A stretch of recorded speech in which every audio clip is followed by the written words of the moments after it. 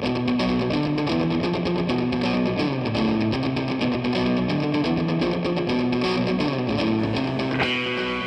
Pod, Episode 1035, We Who Live in the Heart, Part 1, by Kelly Robson.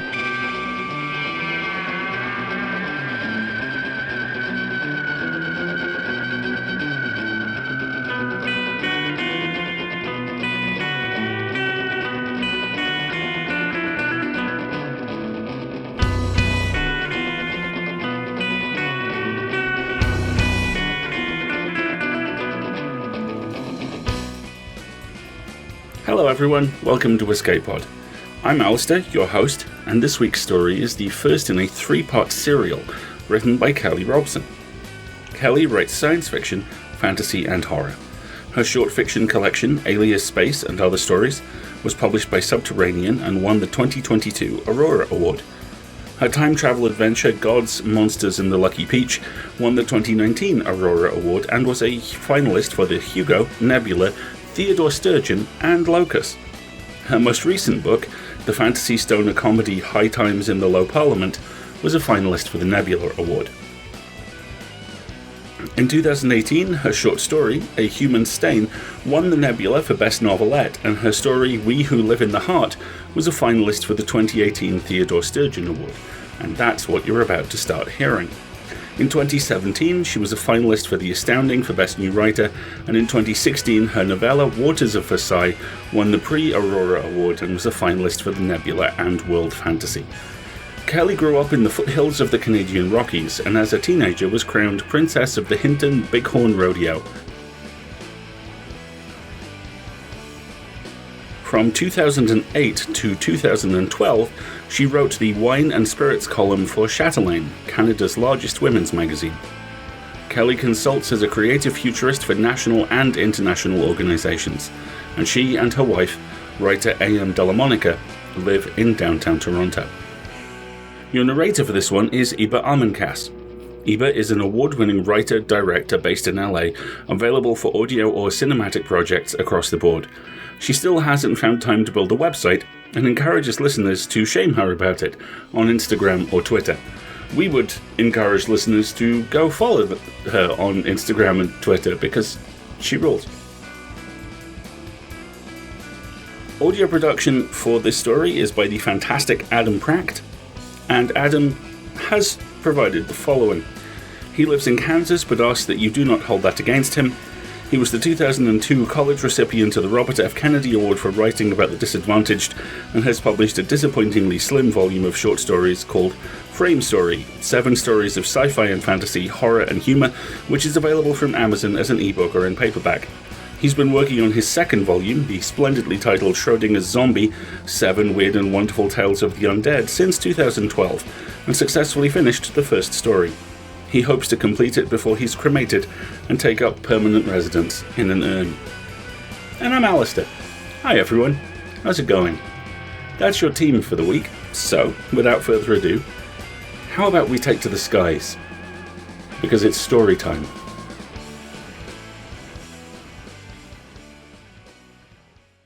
We Who Live in the Heart by Kelly Robson. Read by Iba Amenkas.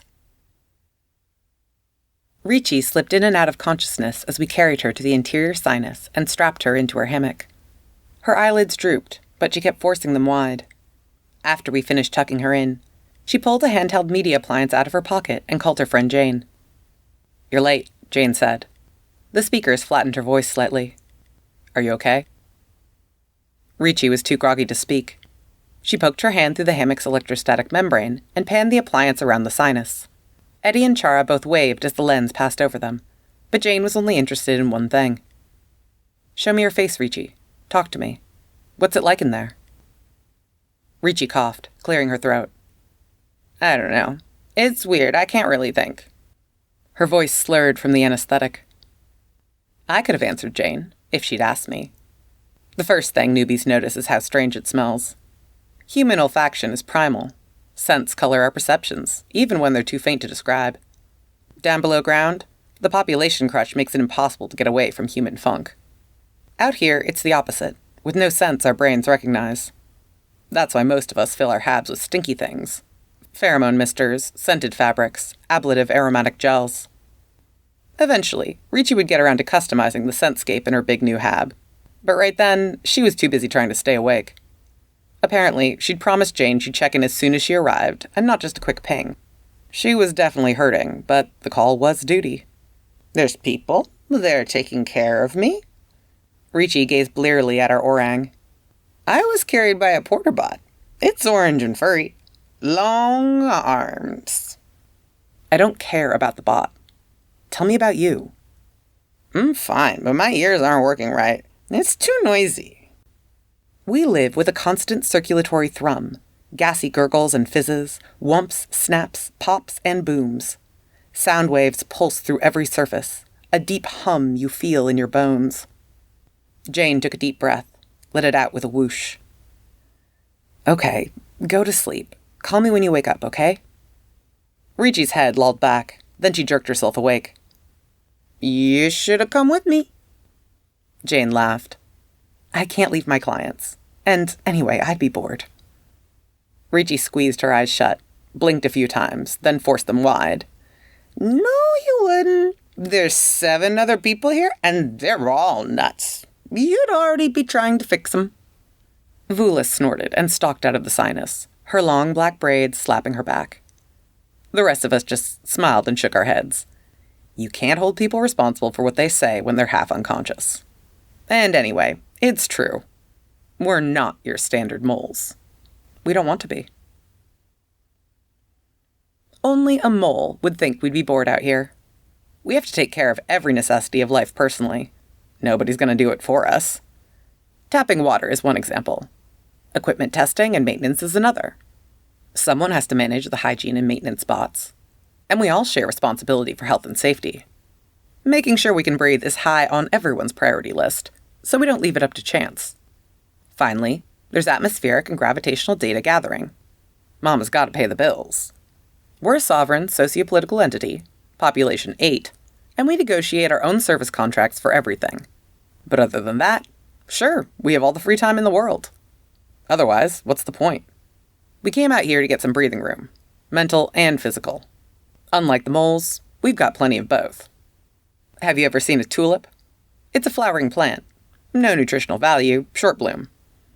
Down below ground, they're grown in decorative troughs for special occasions. Ambassadorial visits, art festivals, sporting events, that sort of thing. Anyway, take a tulip flower and stick an ovoid bladder where the stem was, and you've got the idea. Except big. Really big. And the petals move. Some of us call it mama. I just call it home. The outer skin is a transparent, flexible, organic membrane. You can see right through to the central organ systems. The surrounding blades and sinuses provide structure and protection. Balloons inside a bigger balloon, filled with helium and hydrogen. The whole organism ripples with iridescence. We live in the helium-filled sinuses. If you get close enough, you can see us moving around inside. We're the dark spots. While Ricci slept, I called everyone to the rumpus room for a quick status check. All 7 of us lounged in the netting, enjoying the free-flowing oxygen-hydrogen mix, goggles and breathers dangling around our necks. I led the discussion, as usual. Nobody else can ever be bothered. "Thoughts?" I asked. "Ricci seems okay," said Eddie. "And I like, what's her name? The mole on the comm." "Jane, yeah, pretty smile," said Boosh. "Ricci's fine. Right, Vula?" Vula frowned and crossed her arms. She'd hooked into the netting right next to the hatch and looked ready to stomp out. "I guess," she said. Rude, though. "She was just trying to be funny," said Treasure. "I can never predict who'll stick and who'll bounce. I thought Chara would claw her way back down below ground. Right through the skin and nosedive home." Chara grinned. "I still might." We laughed, but the camaraderie felt forced. Vula had everyone on edge. "We'll all keep an eye on Ricci until she settles in," Eleonora said. "Are we good here? I need to get back to training. I've got a chess tournament, you know." "You always have a tournament." I surveyed the faces around me, but it didn't look like anyone wanted to chat. "As long as nobody hogs the uplink, I never have any problems," said Boosh. "Who's training Ricci?" "Who do you think?" I said. "We have a rule. Whoever scared the last one off has to train the replacement." We all looked at Vula. "Shit, she said. I hate training newbies. Stop running them off then, said Chara. Be nice. Vula scowled, fierce frown lines scoring her forehead. I've got important work to do. No use arguing with Vula. She was deep in a creative tangle and had been for a while. I'll do it, I said. We better train Ricci right if we want her to stick. When Ricci woke up, I helped her out of the hammock and showed her how to operate the hygiene station. As soon as she'd hosed off the funk, she called Jane on her appliance. Take off your breather for a moment, Jane said. Goggles too. I need to see your face. Ricci wedged her fingernails under the seal and pried off her breather. She lifted her goggles. When she grinned, deep dimples appeared on each cheek. Jane squinted at her through the screen. She nodded, and Ricci replaced the breather. It attached to her skin with a slurp. How do I look? Ricci asked. Normal enough for you? What's the failure rate on that thing? Low, Ricci said. 0.23%, which is low, unless you're talking about death. Then it's high. But we have spares galore, safety nets here, there, and everywhere. I could have chimed in with the info, but Jane didn't want to hear it from me. I stayed well back and let Ricci handle her friend.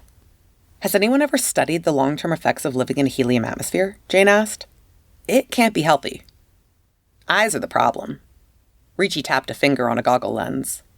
Corneas need oxygen, so that's why we wear these. The hammocks are filled with air, so we basically breathe in oxygen while we're sleeping. But you're right. Without that, the skin begins to slough. Jane made a face. Ugh. There's air in the common areas, too. They call it the rumpus room. That's where they keep the fab and the extruder. I'm supposed to be in there now. I have to eat and then do an orientation session. Health, safety, all that good stuff. Don't forget to take some time to get to know your habmates, okay? I met them when I got here. One of them is Vula, the artist, right? The sculptor. She's got to be interesting. Ricci shrugged. She looked grumpy. I was impressed. Pretty perceptive for someone who's been half drowned in anesthetic. What schedule after training? Nothing. That's the whole point of coming here, right? I wondered if you'd remembered. A smile broke over Jane's face, star bright, even when glimpsed on a small screen at a distance. You need rest and recreation. Relaxation and reading, Ricci added. Maybe you'll take up a hobby. Oh, I will, said Ricci. Count on it. Yes, I was spying on Ricci. We all were. She seemed like a good egg, but with no recourse to on-the-spot conflict intervention, we play it safe with newbies until they settle in. Anyone who doesn't like it can pull down a temporary privacy veil to shield themselves from the bugs, but most don't bother. Ricci didn't. Plus, we needed a distraction. Whether it's 500,000 moles in a hole down below ground or 8 of us floating around in the atmosphere, every hab goes through ups and downs. We've been down for a while. Some of it was due to Vula's growly mood, the worst one we'd seen for a while. But really, we just needed a shake-up. Whether we realized it or not, we were all looking to Ricci to deliver us from ourselves. During orientation, Ricci and I had company. Boosh and Eddie claimed they needed a refresher and tagged along for the whole thing. Chara, Treasure, and Eleonora joined us halfway through. Even Vula popped out of her hab for a few moments and actually made an effort to look friendly. With all of the chatter and distraction, I wasn't confident Ricci's orientation had stuck, so I shadowed her on her first maintenance rotation. The workflow is fully documented, each detail supported by nested step-by-steps and supervised by dedicated project management bugs that help take human error out of the equation. But I figured she deserved a little extra attention. Life support is our first priority, always. We clear the air printers, run live tests on the carbon dioxide digesters, and ground truth the readings on every single sensor. It's a tedious process, but not even Vula complains. She likes to breathe as much as any of us. Ricci was sharp, interested. Not just in the systems that kept us alive, but in the whole organism, its biology, behavior, and habitat. She was even interested in clouds around and the icy, slushy landscape below. She wanted to know about the weather patterns, wind, atmospheric layers, everything. I answered as best I could, but I was out of the conversational habit. That, and something about the line of her jaw had me tongue-tied. Am I asking too many questions, Doc? She asked me as we slumped back to the rumpus room after checking the last hammock. Let's keep to the life and death stuff for now, I said. Water harvesting is the next priority. To get it, we have to rise to the aquapause. There, bright sunlight condenses moisture on the skin and collects in the dorsal runnels, where we tap it for storage. Access to the main inflation gland is just under the rumpus room. Ricci squeezed through the elasticized access vault. The electrostatic membrane pulled her hair into spikes that waved at the PM bot circling her head. I stayed outside and watched her smear hormone ointment on the marbled surface of the gland. Sinuses creaked as bladders began to expand. As we walked through the maze of branching sinuses, I showed her how to brace against the roll and use the momentum to pull herself through the narrow access slots. Once we got to the ring-shaped forecavity, we hooked our limbs into the netting and waited. Rainbows rippled across the expanded bladder surfaces. We were nearly spherical. Petals furled and the wind rolled us like an untethered balloon. The motion makes some newbies sick, and they have to dial up the anti-nauseant. Not Ricci. She looked around with anticipation, as if she were expecting to see some amazing rise over the vast horizon. "Do you ever run into other whales?" she asked. "I don't much care for that term," I said. It came out gruffer than I intended. A dimple appeared at the edge of her breather. "Have you been out here long, Doc?" "Yes. Ask me an important question." "Okay." She waved her hand at the water kegs nestled at the bottom of the nesting, collapsed into a pile of honeycomb folds. "Why don't you carry more water?" "That's a good question. You don't need me to tell you, though. You can figure it out. Flip through your dash." The dimple got deeper. Behind her darkened goggles, her eyes flickered as she reviewed her dashboards. Naturally, it took a little while. Our setup was new to her. I rested my chin on my forearms and waited. She surfaced quicker than I expected. "Mass budget, right? Water is heavy." "Yes. The mass dashboard also tracks our inertia. If we get too heavy, we can't maneuver. And heavy things are dangerous. Everything's tethered and braced, and we have safety nets. But if something got loose, it could punch a hole through a bladder wall. Even through the skin. Easy." Ricci looked impressed. "I won't tell Jane about that." We popped into the aquapause. The sun was about 20 degrees above the horizon. Its clear orange light glanced across the thick violet carpet of helium clouds below. Overhead, the indigo sky rippled with stars. Bit of a shock for a mole. I let Ricci oogle the stars for a while. Water ran off the skin. A rushing, cascading sound like one of the big fountains down below ground. I cleared my throat. Ricci startled, eyes wide behind her goggles. Then she climbed out of the netting and flipped the valve on the overhead tap. Silver water dribbled through the hose and into the battery of kegs, slowly expanding the pleated walls. Ricci didn't always fill the quiet spaces with needless chatter. I liked that. We worked in silence until the kegs were nearly full, and when she began to question me again, I welcomed it. "Eddie said you were one of the first ones out here," Ricci said. "You figured out how to make this all work." I answered with a grunt, then cursed myself. If I scared her away, Vula would never let me forget it. "That's right. Me and a few others." "You took a big risk." "Moving into the atmosphere was inevitable," I said. "Humans are opportunistic organisms. If there's a viable habitat, we'll colonize it." "Takes a lot of imagination to see this as viable." "Maybe. Or maybe desperation. It's not perfect, but it's better than down below ground. Down there, you can't even move without stepping on someone. Every breath is measured, and every minute is optimized for resource resilience. That might be viable, but it's not human." "I'm not arguing." Ricci's voice pitched low, thick with emotion as she gazed at the stars in the deep sky. "I love it here." Yeah, she wasn't a mole anymore. She was one of us. One by one, the kegs filled and began flexing through their purification routine. We called in the crab-like water bots and ran them through a sterilization cycle. Water work done, the next task was spot-checking the equipment nests. I let Ricci take the lead, stayed well back as she jounced through the cavities and sinuses. She was enthusiastic, confident, motivated even. Most newbies stay hunkered in their hammocks for a lot longer than her.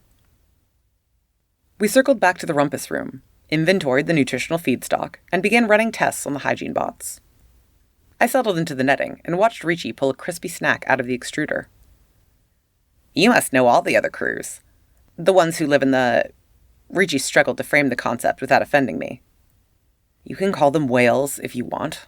I don't like it, but I've never managed to find a better word." She passed me a bulb of cold caffeine. "How often do you talk to the people who live in the other whales, Doc?" "We don't have anything to do with them. Not anymore. How come?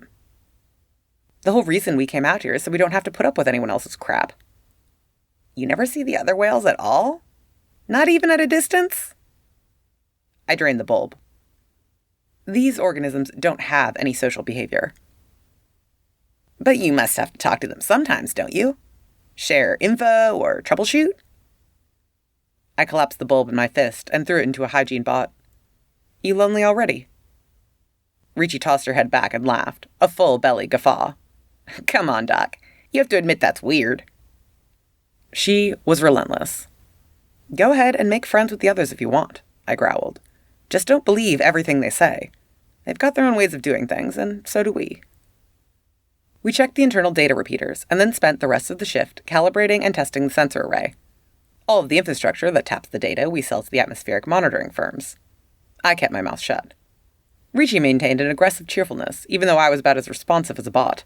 But my glacier-like chilliness, more than 10 years in the making, couldn't resist her. My hermit heart was already starting to thaw. If I'd been the one calling Jane every day, I would have told her the light is weird out here. We stay within the optimal thermal range, near the equator, where the winds are comparatively warm and the solar radiation helps keep the temperature in our habitat relatively viable. That means we're always in daylight, running a race against nightfall, which is good for Mama, but not so good for us. Humans evolved to exist in a day-night cycle, and something goes haywire in our brains when we mess with that. So our goggles simulate our chosen ratio of light and dark.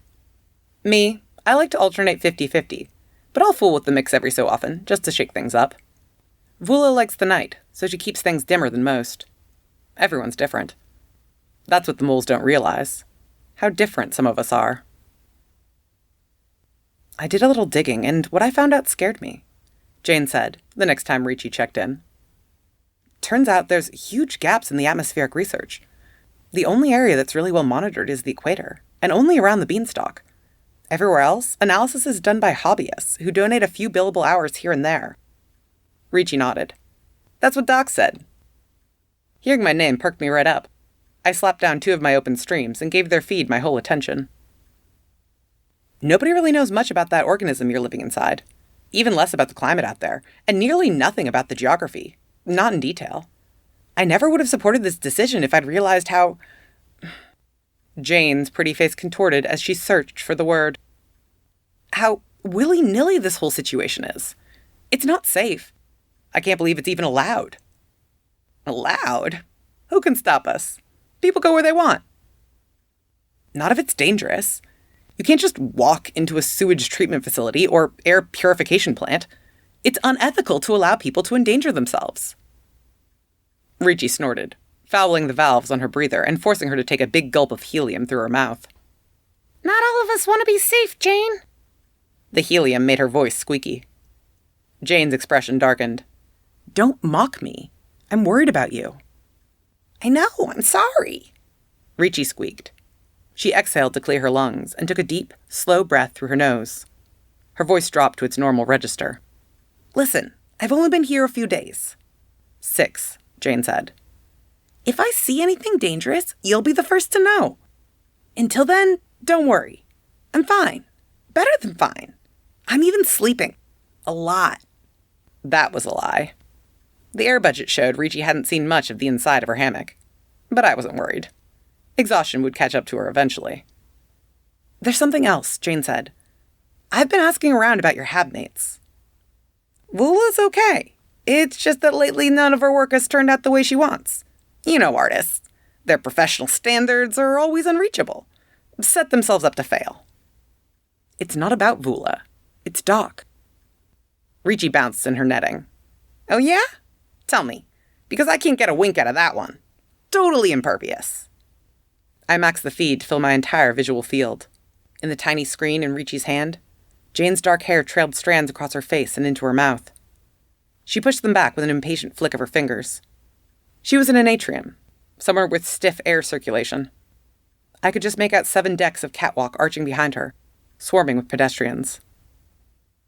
Pull down a veil, Jane said. You might have lurkers. I do, Ricci answered. 4 at least. I'm the most entertaining thing inside Mama for quite a while. It doesn't bother me. Let them lurk. So Ricci pulled down a privacy veil, and the bug feed winked out. I told myself whatever Jane had found out didn't matter. It would bear no relation to reality. That's how gossip works. Especially gossip about ancient history. But even so, a little hole opened up under my breastbone, and it ached. Only 6 days, and I already cared about what Ricci thought. I wanted her to like me. So I set about trying to give her a reason. A few days later, we drifted into a massive storm system. Ricci's first big one. I didn't want her to miss it, so I bounced aft and helloed her at a polite distance from her hab. She was lounging in her netting, deep in multiple streams, twisting a lock of her short brown hair around her finger. She looked happy enough to see me. No wariness behind her gaze, no chill. We settled in to watch the light show. It was an eye-catcher. Bolts zagged to the peaks of the ice towers below, setting the fog alight with expanding patches of emerald green and acid magenta. 2 big bolts forked overhead with a mighty whoomp. Ricci didn't even jump. "What was that?" she asked. I was going to stay silently mysterious, but then remembered I was trying to be friendly. "That," I said, "was lunch." A dark splotch began to coalesce at the spot where the 2 bolts had caressed each other, a green and violet pastel haze in a thin, milky fog. We banked slowly, bladders groaning, massive sinus walls clicking as we changed shape to ride the wind currents up, and then the massive body flexed just enough to reveal 2 petals reaching into the coalescing bacteria bloom. Ricci launched herself out of the netting and clung to the side of her hab, trying to get a better view of the feeding behavior. When the bloom dissipated, she turned to me. "That's all it does, this whale? Just search for food?" "Eat, drink, and see the sights," I said. "What else does anyone need from life?" Good company, I thought, but I didn't say it. The light show went on for hours. Ricci was fascinated from start to finish. Me, I didn't see it. I spent the whole storm watching the light illuminate her face. What else does anyone need from life? That was me trying to be romantic. Clumsy. Also inaccurate. When we first moved out here, my old friends and I thought our habs would eventually become self-contained. Experience killed the illusion pretty quick. We're almost as dependent on the planetary civil apparatus as anyone. Without feedstock, for example, we'd either starve or suffocate. Not sure which would happen first. It has a lot of mass, so we can't stockpile much. Then there's power. Funding it is a challenge when you're supplying 8 people as opposed to 8 million. No economy of scale in a hab this size. It's not the power feed itself that's the problem, but the infrastructure. We're always on the move, so the feed has to follow us around and provide multiple points of redundancy. Our ambient power supply costs basic market value, plus a massive buyback on the research and development. Data has to follow us around too, but we don't bother with redundancy. It's not critical. You'd think it was more important than air, though, if you saw us when the data goes down. Shrieking, curses. Boosh just about catatonic. She's a total media junkie. Eleanor wall-eyed with panic, especially if she's in the middle of a tournament. Chess is her drug of choice. Vula, Eddie, and me in any state from suave to suicidal, depending on what we're doing when the metaphorical umbilical gets yanked out of our guts. Treasure and Char are the only ones who don't freak out. Usually they're too busy boning each other. Without data, we couldn't stay here either. If we only had each other to talk to, it would be a constant drama cycle. But we're all plugged into the hab cultures down below ground. We've got hobbies to groom, projects to tend, performances to cheer, games to play, friends to visit. Finally, as an independent political entity, we need brokers and bankers to handle our economic transactions and lawyers to vet our contracts. We all need the occasional look-in from medtechs and physical therapists, and when we need a new crew member, we contact a recruiter. "You look tired," Jane said the next time Ricci called. "I thought you said you were sleeping." Ricci hung upside down in her netting. She'd made friends with the orang. It squatted in front of her, holding the appliance while she chatted with Jane. "I've been digging through some old work." She dangled her arms, hooked her fingers in the floor grid, and stretched. "I came up with a new approach to my first dissertation." Jane gaped. Her mouth worked like she was blowing bubbles. "I know," Ricci added. "I'll never change, right?" "Don't you try that with me." Jane's eyes narrowed. "You have a choice." Ricci raised her hands in mock surrender. "Okay, take it easy. You can keep working on getting better, or you can go back to your old habits." "It's not your fault, Jane. You're a great therapist." "It isn't about me, you idiot," Jane yelled.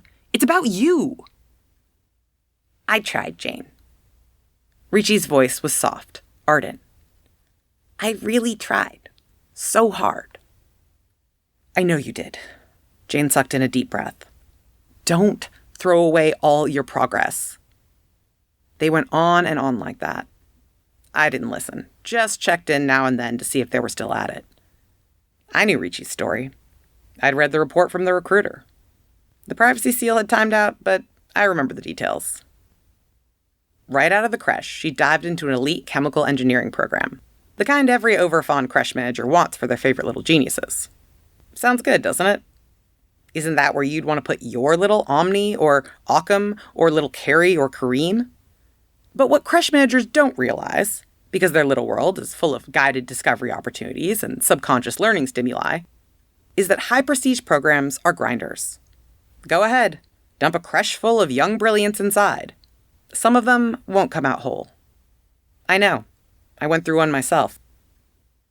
When Ricci crashed out of the chem program within spitting distance of an advanced degree, she'd bounced to protein engineering. She did a lot of good work there before she cracked. Then she moved into pharmaceutical modeling. A few more years of impressive productivity before it all went up in smoke. By that time, she wasn't young anymore. The damage had accumulated. Her endocrinologist suggested intensive peer counseling might stop the carnage, so in stepped Jane, who applied her pretty smile, her patience, and all of her active listening skills to try to gently guide Ricci along a course of life that didn't include cooking her brain until it scrambled. At the end of that long conversation through the appliance, Ricci agreed to put her old work under lockdown so she could concentrate on the here and now. Which meant all of her attention was focused on us.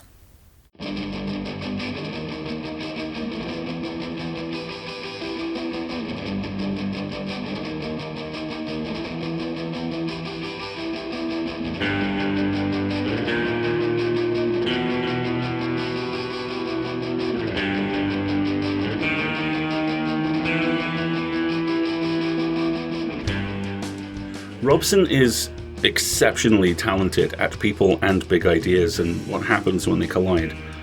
And there's a moment here, one that really grabbed me more than anything else, and I can't stop thinking about it. It begins with this line. Am I asking too many questions, Doc? There is so much subtle emotional self-awareness baked into that. The courage required to recognize the strained civility of being a trainee your trainer doesn't really want to be working with. Better still, the courage to do that in a way that isn't belligerent, and the compassion required to understand you're new, everyone's under stress, and that there's a way to help without making it all about you. For someone who's an outsider in this weird little community, it's a mark of just how much they understand what that community is. It's the difference between how can I help and what do you need. So much of this first act is about that conversation too, just in very different forms. The offhand mention that the whale communities don't really talk to one another is quietly kind of heartbreaking. The idea that this incredible way to live is just another lens over the endless battle between commerce and art is too, but that battle here is at least a conversation and not a one-sided massacre as it so often seems to be out in the real world. And then there's this line. If we only had ourselves to talk to, it would be a constant drama cycle. There's that awareness again. The tacit understanding of what it takes to be a community or a family. That line, again, hits me across a couple of different axes. The constantly evolving challenge of dealing with a bereaved and aging parent is one of the things I see in that line. Constantly finding things to say, and ways to say them. Greasing the wheels of society so everyone has, if not a good time, then the same level of a bad one. My mum used to say, least said, soonest mended, and it's one of the only times she ever lied. Mended isn't fixed. Silence isn't community. But there's also something of myself in this line. I am, as the saying goes, never beating the allegations when it comes to neurodivergency. I'm not pursuing a diagnosis because I live in the UK and I don't have 40 weeks spare to be shrugged at by an overworked medical professional, but this is the 5th thing I've done today, and I'm doing it watching a movie. The other tasks were done to music with a podcast in the background, watching a TV show, watching another movie whilst I was preparing food for tonight. Signal is a soundbed for me. my brain engaging in the ways it needs to be engaged. That's a technique I understand and respect, and it's very interesting to see it externalized here. It feels universal. It feels like community. Whales, moles, you and me. What a great start. What a fascinating world. I can't wait to see where it goes. On to the subject of subscribing and support. Escape Pod is funded by you, our listeners, and we are now a non-profit. One-time donations are gratefully received and much appreciated, but what really makes a difference is subscribing. A $7 monthly Patreon donation gives us more than just money. It gives us stability, reliability, dependability, checks on the atmospheric seals on the escape pods, the good stuff. So, if you can, please go to escapeartists.net or escapepod.org and click on the friendly little donation buttons which are on both those sites. Alternately, if there is a way that you would like to give to us and we don't do it, we'd love to hear it. And if that is the case, please get in contact at donations@escapeartists.net. If you can't afford to support us financially, firstly, please understand we understand. Times are hard and getting harder. But if you would like to support us, then please consider leaving reviews of our episodes or generally talking about them on whichever form of social media you are disassociating through this week. All the Escape Artist shows now have Blue Sky accounts, and you can come chat to us over there. If you like merch, you can also support us by buying hoodies, t-shirts and other bits and pieces from the Escape Artist Void merch store. The link is in various places, including, if I remember correctly, our pinned tweets over on those Blue Sky accounts. Oh, and one last thing, Columbo style. Escape Pod is proud to say that we have partnered with Sleep Phones headphones to provide a special branded, with the Escape Pod logo, set of sleep phones. If you don't know them, sleep phones are great. They are soft headphones that are basically a headband that you wear while you sleep. Marguerite has a pair she wears on international flights. They're comfortable and slim and really kind of squishy. They're really cool. So what happens is you put it on, you unplug, and you surround yourself with sound. Much as what happens in the story with that line we were talking about. Sleep phones are designed by a family doctor, and they provide wearable comfort that is literally music to your ears. And as someone who is slowly and cautiously wading out into the wonderful world of third-party MP3 players, the fact that they come with both a standard 3.5mm audio jack and Bluetooth, literally music to my ears. They're easy to clean, comfortable, and now you can get them with our logo. And you can get a 10% discount off your order of the Escape Pod branded sleep phones if you use the coupon code ESCAPEPOD, or one word. Follow the link in our show notes to sleep phones and remember the code ESCAPEPOD, one word, to get 10% off. Escape Pod is part of the Escape Artists Foundation, a 501c3 non-profit, and this episode is distributed under the Creative Commons Attribution, Non-Commercial, No Derivatives 4.0 International License. Download and listen to the episode on any device you like. Don't change it, don't sell it. Theme music is by permission of Daikaiju. We'll see you next week. Before then, we're sending you off into the week with this quote from Starfleet Academy. A single stitch, and another, until you have devoted yourself to something greater than you ever imagined. We'll see you next time, folks. Until then, have fun.